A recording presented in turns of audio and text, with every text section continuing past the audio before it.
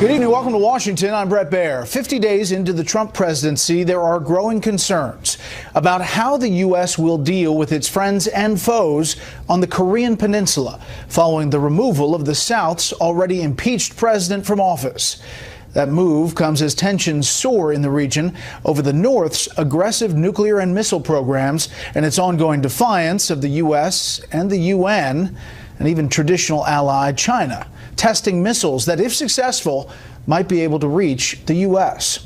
Correspondent Rich Edson is watching the situation tonight from the State Department. Good evening, Rich. Good evening, Bret. And as Secretary of State Rex Tillerson travels next week to address an aggressive North Korea, he will meet with the South Korean government that is on its way out. This is after a South Korean court this morning removed from office President Park Geun-hye after a corruption scandal, as her supporters rallied in front of the courthouse protesting the decision. And acting State Department spokesman Mark Toner says, in the meantime, quote, "We will continue to work with Prime Minister Hwang for the remainder of his tenure as acting president, and we look forward to a productive relationship with whomever the people of South Korea elect to be their next president.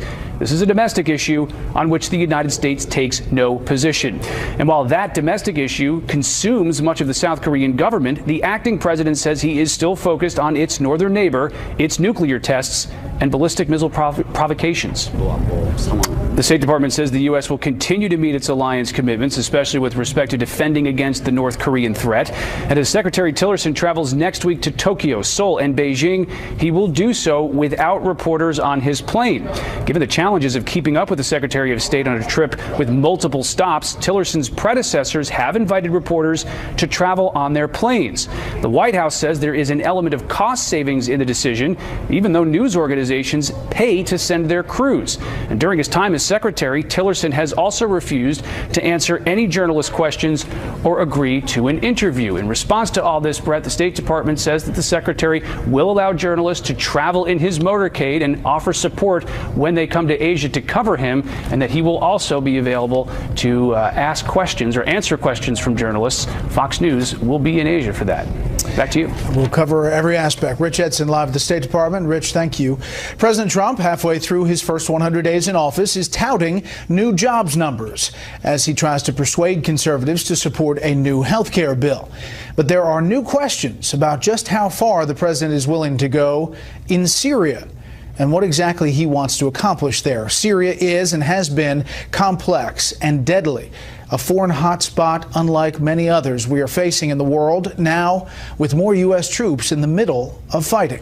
Chief White House correspondent John Roberts is looking for answers tonight on the North Lawn. Good evening, John. Right, good evening to you. The addition of a contingent of Rangers and Marines on the ground in Syria is a dramatic recalibration of our posture in that country, and one that raises a number of difficult questions about the path ahead.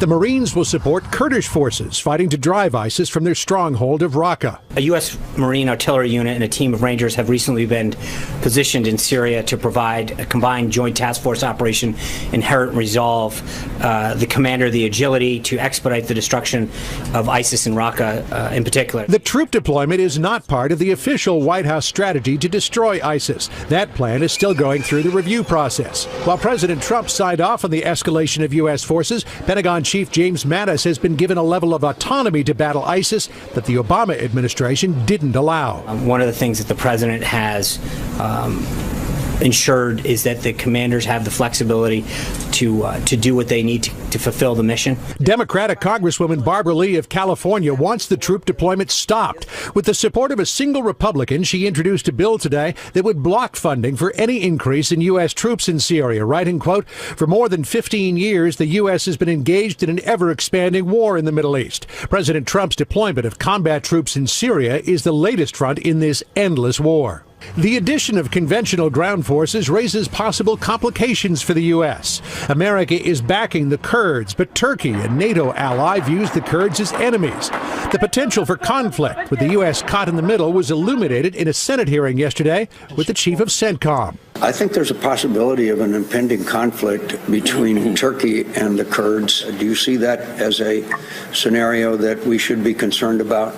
I do, Mr. Chairman, and to that end, we are trying to take actions to prevent that from occurring. And then there is the thaw in relations between Turkey and Russia. Vladimir Putin and Recep Erdogan appear to have patched up their differences over Turkey's 2015 shoot-down of a Russian fighter jet, meeting together in Moscow. Russia is also closely aligned with Syrian President Bashar al-Assad, who insists he wants back every inch of Syria, not just Raqqa. The big problem with Iraq was we never planned for the day after. Right. So what are the plans for the day after here when Raqqa falls? Who occupies it? Part of what the president has done during his first 50 days is issue an executive order on January 28th for the Secretary of Defense to submit a comprehensive plan in consultation with the Joint Chiefs and other members of the National Security Team to defeat ISIS. That is part of that plan. The Pentagon favors a plan to stand up local forces to hold the city of Raqqa after it falls and to develop a viable plan for governance before ISIS is defeated. But as the CENTCOM chief said, what comes next is a lesson that the Pentagon has learned and relearned several times. Bret? John Roberts live on the North Lawn. John, thank you. What do you think the U.S. should do about Syria? Let me know on Twitter at Bret Baier. You can use the hashtag Special Report, or on Facebook at facebook.com/Bret Baier SR. There are some serious questions here in Washington tonight about just how much the president's initial pick for National Security Advisor made it known his past through the vetting process. This comes after word that retired General Michael Flynn was actually working for a foreign government during the Trump campaign. Here's Chief Washington correspondent James Rosen. 2 days after former National Security Advisor Michael Flynn filed new paperwork retroactively registering himself as a foreign agent of Turkey for consulting work Flynn did during the campaign and transition periods for a Dutch company closely tied to Ankara, the Associated Press reported that Flynn had alerted lawyers for then-President-elect Trump about the possibility that he may need to register as a foreign agent. The White House contended the matter had been handled appropriately. We trust people to fill out the forms that they're required to do so in an honest and legal manner. And in this case, he retroactively filed the forms that he was supposed to do, but we advised him to do what the legal and proper thing was, and that's the right thing for this administration. 24 days into his tenure, Flynn was forced out of the top spot on the National Security Council after it was revealed that he had misled Vice President Pence about meetings Flynn had had, again during the transition, with Russia's ambassador to the U.S. Apprised by Fox News of the retroactive filing by General Flynn, once the head of the Defense Intelligence Agency, Vice President Pence appeared unfazed. You're disappointed by the story. The first I heard of it, and I think it is an affirmation of the president's decision to ask General Flynn to resign. Yet the vetting process that saw Flynn initially registering under only one of two applicable sets of requirements and led to his second filing this week points up the deficiencies of the Trump administration in filling the sub-cabinet's 4,000 jobs, some 1,100 of which require Senate confirmation.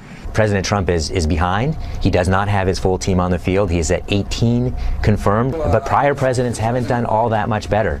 It really is a crazy system. Senate Democrats have openly boasted of their success in slowing down confirmation of the president's cabinet nominees. But with that process nearing completion, top White House officials seem to understand the onus is now on them to find the president's remaining staffers. They're going to happen, and we're working with Senate leadership to make them happen.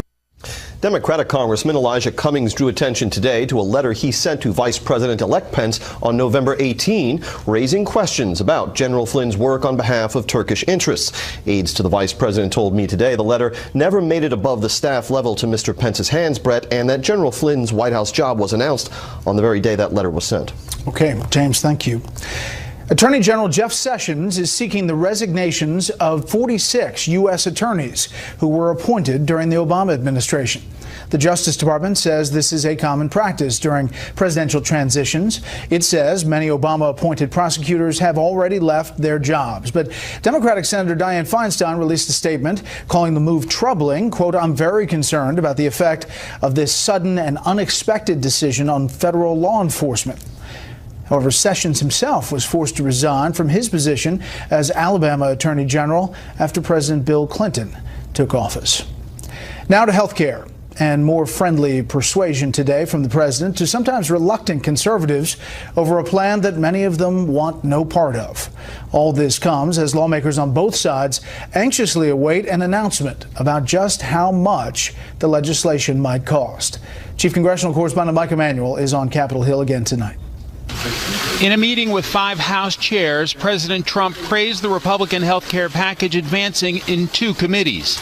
And the president noted the plan would accomplish some key conservative priorities. It provides states with flexibility over how Medicaid dollars are spent, giving power from Washington and back to local government, which we all want to see. They're going to do a much better job. And the plan empowers individual Americans to buy the health insurance that is right for them, not the plan forced on them by government. After that meeting, the Ways and Means chairman said by repealing taxes and government mandates, those are GOP victories. And if you hear nothing else I say today, this is the most important one. There is so much more that unites Republicans than divides Republicans on this issue. Democrats are demonizing the plan. It's a job killer. Hospitals will close, jobs will be lost, in addition to the access to care that is there.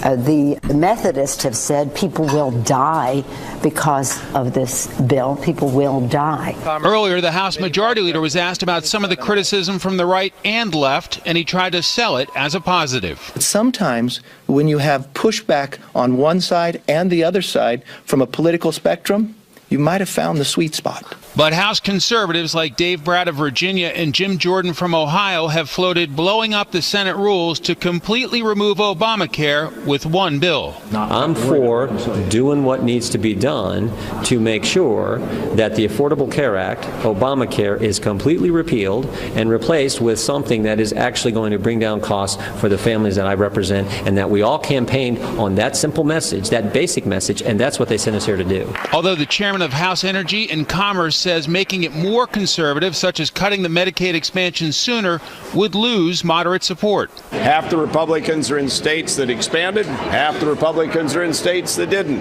This is tough work to get to. I think in our committee we got there. As leadership types are working to round up votes, one item that could make a difference could come as soon as Monday when the Congressional Budget Office weighs in on the cost and impact of this plan. Bret? Mike Emanuel live on the Hill. Mike, thank you. Now to a story that we've been tracking for several weeks now. The U.S. Capitol Police say they are still investigating a number of congressional information technology contractors who are suspected of inappropriately accessing congressional computers, stealing hardware, and making questionable purchases. One of those is said to be Imran Awan, a contractor who still works for the former Democratic National Committee Chair, Congresswoman Debbie Wasserman Schultz, even though his privileges to access the House of Representatives' IT system have been revoked. It's unclear whether the access issues exposed the House networks to potential hackers or spying. We will follow this story. The economy added 235,000 new jobs in the first full month of the Trump presidency. The unemployment rate went down to 4.7%, even though more people began looking for jobs in February. Stocks were up again today. The Dow gained 45, the S&P 500 took in 8, the Nasdaq finished ahead 23, and for the week the Dow lost 0.5%. The S&P 500 dropped 0.4, the Nasdaq was down more than 1/10. The positive jobs news today was met by some frivolity at the White House. Thanks, John. In the past, the president has referred to particular job reports as phony or totally fiction. Does the president believe that this jobs report was accurate and a fair way to measure the economy? Yeah, I talked to the president prior to this, and he said, to quote him very clearly, they may have been phony in the past, but it's very real now. So let's get some analysis now from Fox Business Network's Liz Clayman in New York. Good evening, Liz. Very real. Yeah, listen, this is a blowout jobs report. Big upside beat. Really good news any way you look at it. We got 235,000 jobs, as you showed, created in February versus the expectation of 190,000, which would have been a good number anyway. January's number was upwardly revised. Sometimes that happens where they're able to get more information and they have to change the number. This one was upwardly revised for a gain of about 238,000. We had wages climbing. Average hourly earnings popped 2.8%. What does that mean? It means employers are finding they have to pay more to fill positions. It's a tighter labor market. We saw big gains in construction jobs, 58,000 added there. And this was a good news piece, Bret. 28,000 manufacturing jobs sprouted up. There was a downside. Retail's a mess, and it's going to continue to be. It's the Amazon effect that brick and mortar stores are just simply getting killed by the online giant. We saw 26,000 retail jobs vaporized. But overall, look, this number is absolutely enough to push the Federal Reserve to hike interest rates at its meeting next week. So to be forewarned is to be forearmed. Yeah, that'll be interesting to see. Liz, you know, we've said this is the first monthly jobs report that encompasses President Trump in office. So does he get credit for this strong report? Well, okay, let me put it to you like this, Bret. In part, perception is absolutely reality.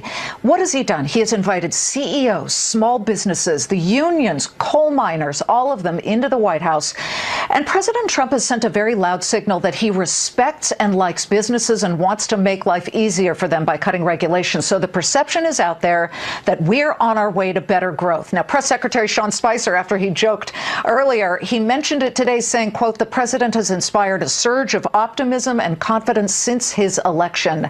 So absolutely, you've got that push. But then the experts out there also say President Obama gets some credit for this as well, because under President Obama, we saw 84 months in a row of private sector job growth and a 3-month job average creation of 200,000 jobs per month. So in fact, I think a year ago, February, same month, just a year ago, 237,000 jobs were created. So look, both sides can fight over who should get the credit.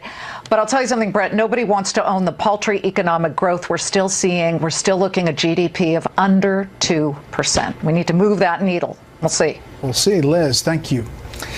The scandal over pictures of naked Marines is growing larger tonight. There are indications it may not be limited to just the Marine Corps. National Security Correspondent Jennifer Griffin has the latest from the Pentagon. I can assure you, if there's accountability to be made, those that are involved will be held accountable. Marine Commandant General Robert Neller forced to confront a scandal that began with a Facebook page reportedly frequented by 30,000 active duty and former Marines called Marines United.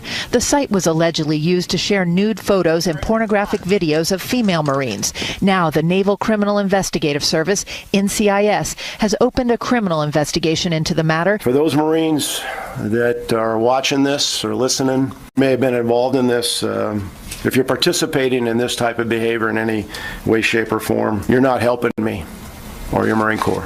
The perpetrators allegedly egged each other on to hack Instagram accounts, find and share photos, some taken in locker rooms and showers when the women were not aware, others shared by former disgruntled boyfriends.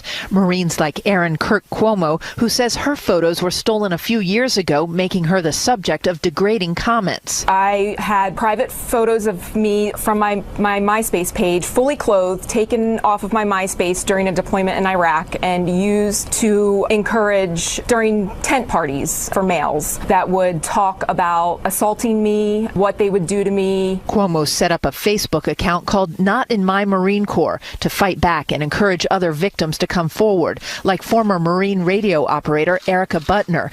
We will not be silenced.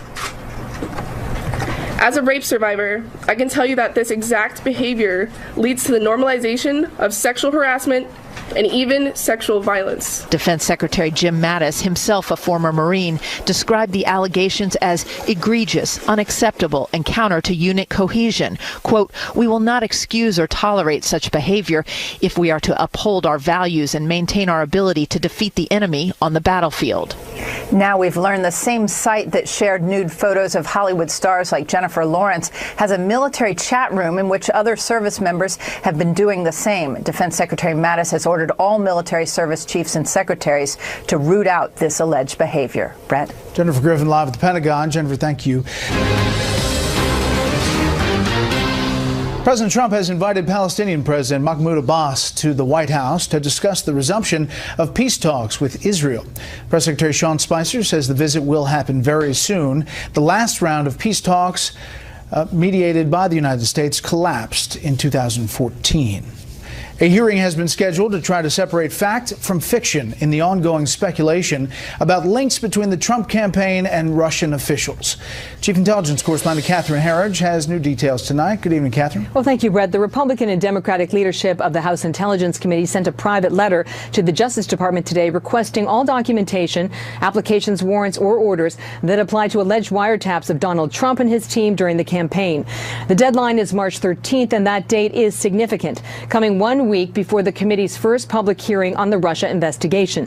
FBI Director James Comey, NSA Director Mike Rogers, whose agency does surveillance, former CIA Director John Brennan, former Director of National Intelligence James Clapper, as well as former Acting Attorney General Sally Yates have been called to testify.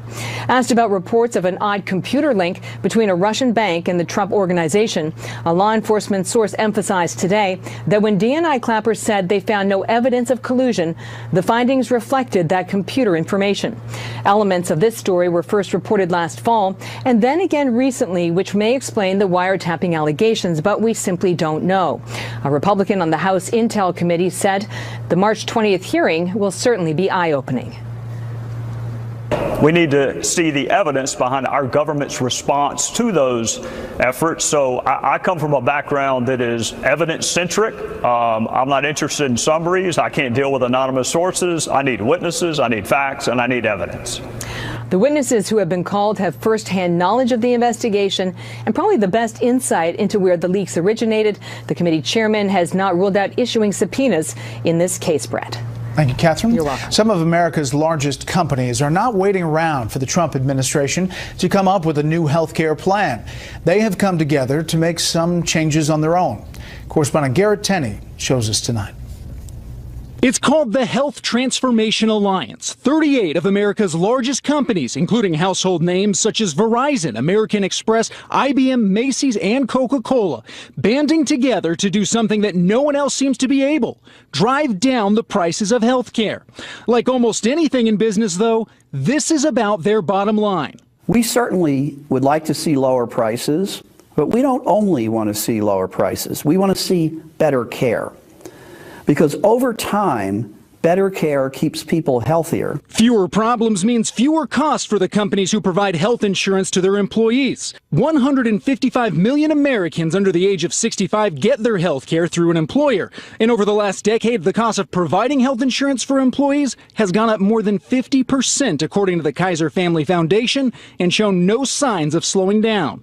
But this new alliance is hoping to change that by leveraging its market power and combined 6.5 million employees to negotiate lower prices for health care than any single business could on its own.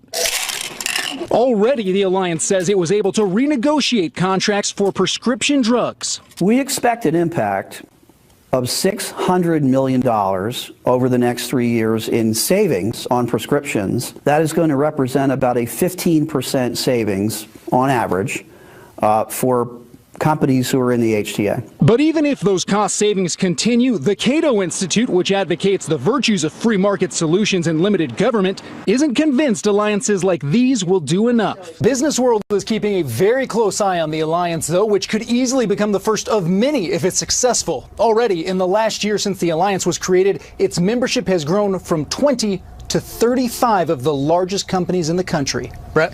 Garrett, thank you. One quick clarification for you now. Earlier, we mistakenly said Jeff Sessions was Alabama Attorney General when he was asked to resign during the transition to the Bill Clinton presidency. He was, of course, like the attorneys asked to resign today, a U.S. attorney in Alabama at that time.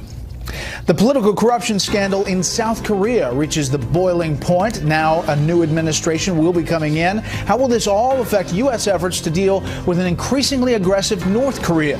We'll ask the panel when we come back. An acting president who we have strong relationships with. It's a domestic issue in which the United States takes no position in the outcome of that election. It's up to the Korean people and their democratic institutions to determine the future of their country. Well, the South Korean president was impeached over a corruption scandal. On their way out, that administration is, as Secretary of State Rex Tillerson is on his way over there to deal with an aggressive North Korea, a missile testing, a nuclear program. There are a lot of questions about how this all will play out. Let's bring in our panel. Jason Riley, Manhattan Institute Senior Fellow, Charles Hurt, opinion editor for The Washington Times, and Garrett, political correspondent, The Washington Post, and syndicated columnist, Charles Krauthammer. Okay, Jason, thoughts? Well, many South Koreans feel that they have ousted a deeply corrupt president, and they may be right. The court decision was unanimous to impeach, but it probably couldn't come at a worse time in terms of South Korea-U.S. relations. We've been trying to isolate North Korea. South Korea had been an ally in doing that, but polls show that the opposition that could replace Park wants closer ties to North Korea and closer ties to China, which of course is North Korea's protector, both economically and diplomatically at the UN. So here you had a strong partner the U.S. had in South Korea, and we don't know where that relationship is going to be going forward. We're deploying this THAAD system, an anti-missile battery, and one of the congressmen up on the Hill concerned about this is Sensenbrenner, Republican, who says to the Washington Examiner, I think that there's going to be an urgency by our military, which I support, to put the THAAD in South Korea before the South Korean election. Jim Sensenbrenner from Wisconsin on the House Foreign Affairs Committee. Charlie, I think that there is this concern that this is just going to upset the apple cart here. Oh, absolutely. This is no doubt a very the largest challenge that President Trump and his team, Rex Tillerson, General Mattis, have had to face. And of course, as Jason pointed out, the reason that they want to get the THAAD missile defense system in there now is because the next administration will likely be a lot less hospitable to the U.S. North Korea is the most unstable nuclear power in the world. The only country they care about is China. And one of the things that the Trump administration has to deal with is the fact that over the past 8 years, the former president, Obama, didn't do anything to strengthen America's hand against China. And we'll see how well he is able to deal with that. And as you look at a map of that region, you see all of the countries that are directly involved in one way or another right there. You have South Korea, you have Japan. China obviously is concerned about North Korea possibly falling apart. And all of these people flowing across the border into China. Right. I mean, China's interest in protecting North Korea is not necessarily all friendly and benevolent. They are worried about a desperately poor and deeply unstable country on their border. They want to make sure that they don't have a giant refugee humanitarian crisis on their hands. They don't want thousands of starving people coming over the border. And they also want to prop up a fellow nominally communist nuclear-armed regime because the consequences of not doing so are far worse in their view. Covering state, have you seen what is being portrayed as a weakness at state, or somehow the White House is looking at state as somehow not empowered, despite the fact you have this Secretary of State who is used to be the head of a company that was the size of a country? Yeah, I mean, we don't know yet. The signs certainly are not good for an empowered State Department acting as a forward, kind of forward deployed American diplomacy and a Secretary of State to match. People thought that Rex Tillerson certainly would fill that bill, as Trump is certainly known to like having camera-ready cabinet officials and people with business experience, and he clearly had all that, knows the world. Didn't do as great in his confirmation hearing as people thought he would, but still acquitted himself well. But once in office has not really asserted himself in any way. So, we don't know. Yeah. And the budget, certainly, numbers, leaked budget numbers are a very bad sign from the State Department's perspective. Charles. The worrisome thing here is the outside partner. This is not just a three-sided game, North Korea, South Korea, and the U.S. It's the Chinese reaction. And the Chinese are watching as the United States, after 8 years of withdrawal, accommodation, and essentially no response to Chinese expansion, are seeing the United States now asserting itself. The USS Carl Vinson, an aircraft carrier, is now in the South China Sea. Trump has just sent B-52s into South Korea as a way to threaten the North Koreans. And everyone knows what they carry. They carry nuclear weapons. But the worst thing from the Chinese point of view is the THAAD. This is the anti-missile system. The Chinese react to that the way the Russians did to the anti-missile system we wanted to put in Eastern Europe. They get very upset because it can be applied against them. Yes, our reason for doing it is to defend the South Koreans against the North, but the overall effect is to put up a missile shield that could degrade and weaken the Chinese arsenal. They know that. They're very worried about that, and they are getting semi-hysterical. Global Times, which is a government-friendly publication, just this week said that the government of China will no longer rule out a first nuclear strike. That's a big deal. That's not an official statement, but it tells you how much the Chinese are upset, which is why we are now rushing to install the THAAD by the end of April before the election. So at least it's a fait accompli, but this is a tinderbox. He's right. The Chinese foreign minister put out all kinds of statements, Jason, about this THAAD going to South Korea, and yet we are supposed to be interacting with China to prevent North Korea from being the crazy one. I want to read real quickly New York Times article 2, really detailed, but Trump's aides say everything's on the table. China recently cut off coal imports from the North, but the United States is also looking at ways to freeze the Kim family's assets, some of which are believed to be held in Chinese-controlled banks. The White House is also looking at preemptive military strike options, senior Trump administration officials said, though the challenge is huge given the country's mountainous terrain and deep tunnels and bunkers. Putting American tactical nuclear weapons back in South Korea, they were withdrawn a quarter century ago, is also under consideration, even if that step could accelerate an arms race in the North. I've been told, Jason, that China, when they say they cut off the coal imports, they had already gotten their quota of coal, so by saying that they were doing that really didn't mean anything big. But there are no good options here. No, and up until yesterday, the one thing we did have was a strong ally in the region, and that's what's so scary now. We really are flying blind. We don't know how the political situation will play out there.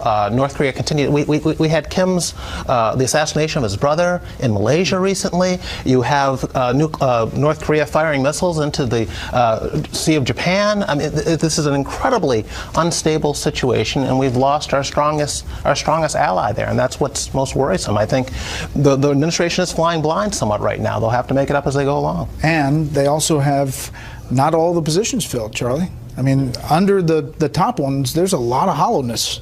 Yeah, and all across the entire administration. But it does underscore the importance when you have a place that is as unstable as this, the importance of sort of doing little things every step of the way so that they don't become big things. And now we have a big thing on our hands, and it's, as you say, no good options. Same in Syria. Yeah. Next up, the Friday lightning round, jobs, health care, and Michael Flynn. Former National Security Advisor Michael Flynn has filed with the Department of Justice as a foreign agent for making more than $500,000 as a lobbyist, essentially, for Turkey. Doesn't that mean, Mr. Vice President, that even if he didn't lie to you about what the Russian ambassador said or didn't say, that you would have had to fire him anyway? Let me say, hearing that story today was the first I heard of it. I think it is an affirmation of the President's decision to ask General Flynn to resign. Do you have an attorney calling the transition saying that the person who is in line to be the National Security Advisor may need to register as a foreign agent, and that doesn't raise a red flag? No, it's not a question of raising a red flag, John. It's a question of whether or not they gave them the advice that they're supposed to. I believe that everybody has done what has legally been required of them. We will start the lightning round with that. The realization that the former National Security Advisor, Michael Flynn, retroactively registered himself as a foreign agent working for Turkey as a consultant, even as he was with the Trump campaign and ahead of this vetting process to get into that position. We're back with the panel. Jason. Well, let's hope. I mean, it sounds like Flynn was going to be shown the door. It was just a matter of when it was going to happen. But I hope the administration did a better job of vetting other top officials. But Bret, what's striking here is that even after this controversy, all the officials in the administration don't seem like they're on the same page. You have Spicer, the White House secretary, press secretary, still calling Flynn's credentials impeccable. And then you have the vice president telling you, well, there's a reason we fired him, Bret, essentially. Why aren't they speaking with one voice on this in terms of communication about what happened? Charlie? Yeah, at the time that he got cashiered, there was sort of a lot of questions. Well, that was pretty quick because this is an administration that, they like to have their fights and fight them. But I think we're seeing now part of the reason why they probably were so quick to get rid of him. It's a real problem, and obviously they're going to have to deal with questions going forward about this.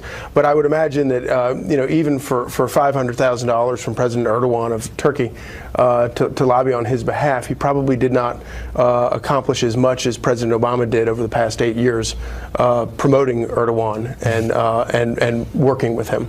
The AP reported that Flynn had alerted lawyers for then President-elect Trump's team about the possibility that he may need to register as a foreign agent. And I guess that's where the whole back and forth at the White House happened today. Yeah, I mean, at this point, I don't really know. Did they know ahead of time that he had this gotten $500,000 essentially from Turkey? It's a company, but it's a very close state-run, close to the president. The AP story says at least some people at the White House knew, but other people at the White House have said they didn't know. At the very least, Flynn should have told them.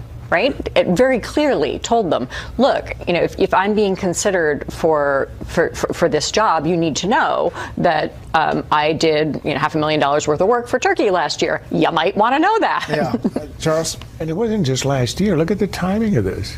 The contract ran from September to right after Election Day. That's the height of the campaign. And remember that after the convention, Trump begins to get the national security briefings. Flynn is getting them. He's on the inside. He's not a private citizen, essentially. He really is somebody who's attached to a man who could be the president. And he goes on with this kind of contract, publishes on Inauguration Day, I think, a piece on behalf of the Turks. What in God's name was he thinking? There was no way he could have survived. It's really hard to understand how they chose him in the first place.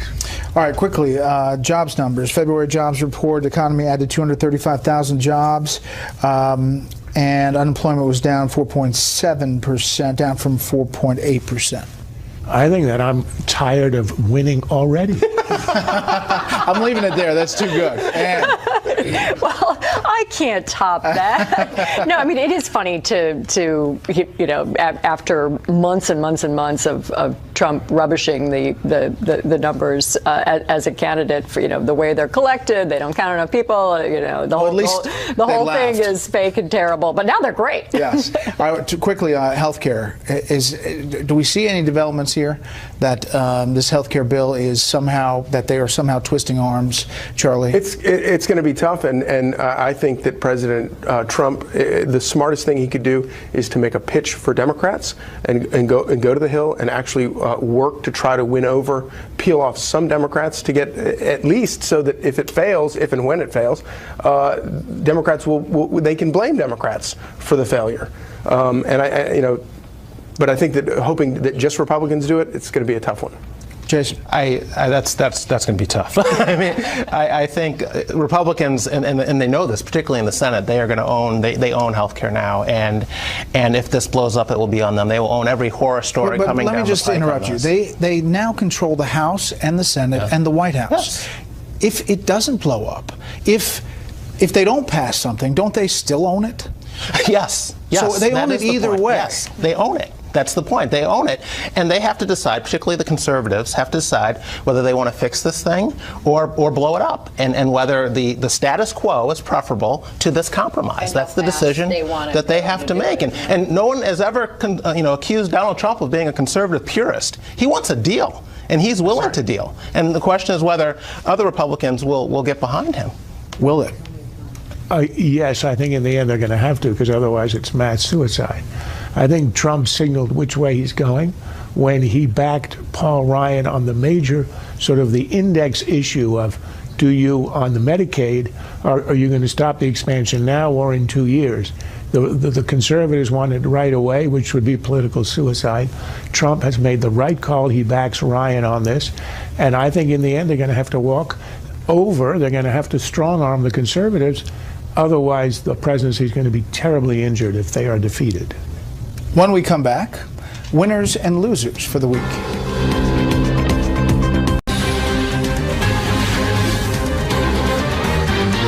It's Friday. Time for winners and losers. Back with the panel. Jason. My winner of the week is Vladimir Putin of Russia, who now has a surprisingly large number of, or amount of the political right here in America defending Russia to give cover to Donald Trump. So I think Putin is sitting at home smiling right now. My loser of the week are the nitwits criticizing Ben Carson over comparing immigrants to slavery, something that President Obama did any number of times without raising nearly the same amount of fuss. Charlie, winner or loser? My winner are the people that supported Donald Trump. He ran on a very simple campaign, and we have jobs up, illegals crossing the border down. That's a pretty significant victory this week. My loser of the week are all those moms who had to scramble to find daycare for their kids who couldn't go to school because the teachers didn't go to school. Ann, winner and loser? So my winner of the week is South Korean constitutional democracy. I know Jason thinks we lost a big ally there, and certainly there's an open question of what kind of government will replace Pak. But the people have spoken. This is a country only a generation removed from dictatorship, and it was popular pressure that forced her out. And my loser is repealing and replacing Obamacare. It is going to be a whole lot harder to repeal and replace it with anything than Trump suggested as a candidate, and certainly what we saw in Congress this week shows that. Charles. Losers, CIA, they lost the codes. It's all in WikiLeaks. Can't anybody here shoot straight? Winner of the week, Team Israel, the Israeli baseball team, believe it or not, one of the finalists in the World Baseball Classic, first-time qualifiers. They've won all their games. They're undefeated. They are amazing, everyone. Not since Sandy Koufax. And you thought all our people could do was finance. Thanks for inviting us into your home tonight. Fair, balanced, unafraid. Make it a great weekend. Good evening. Welcome to Washington. I'm Bret Baier. 50 days into the Trump presidency, there are growing concerns about how the U.S. will deal with its friends and foes on the Korean Peninsula following the removal of the South's already impeached president from office. That move comes as tensions soar in the region over the North's aggressive nuclear and missile programs and its ongoing defiance of the U.S. and the UN and even traditional ally China, testing missiles that, if successful, might be able to reach the U.S. Correspondent Rich Edson is watching the situation tonight from the State Department. Good evening, Rich. Good evening, Bret. And as Secretary of State Rex Tillerson travels next week to address an aggressive North Korea, he will meet with the South Korean government that is on its way out. This is after a South Korean court this morning removed from office President Park Geun-hye after a corruption scandal, as her supporters rallied in front of the courthouse protesting the decision. And acting State Department spokesman Mark Toner says, in the meantime, quote, "We will continue to work with Prime Minister Hwang for the remainder of his tenure as acting president, and we look forward to a productive relationship with whomever the people of South Korea elect to be their next president. This is a domestic issue on which the United States takes no position." And while that domestic issue consumes much of the South Korean government, the acting president says he is still focused on its northern neighbor, its nuclear tests, and ballistic missile provocations. The State Department says the U.S. will continue to meet its alliance commitments, especially with respect to defending against the North Korean threat. And as Secretary Tillerson travels next week to Tokyo, Seoul, and Beijing, he will do so without reporters on his plane. Given the challenges of keeping up with the Secretary of State on a trip with multiple stops, Tillerson's predecessors have invited reporters to travel on their planes. The White House says there is an element of cost savings in the decision, even though news organizations pay to send their crews. And during his time as Secretary, Tillerson has also refused to answer any journalist questions or agree to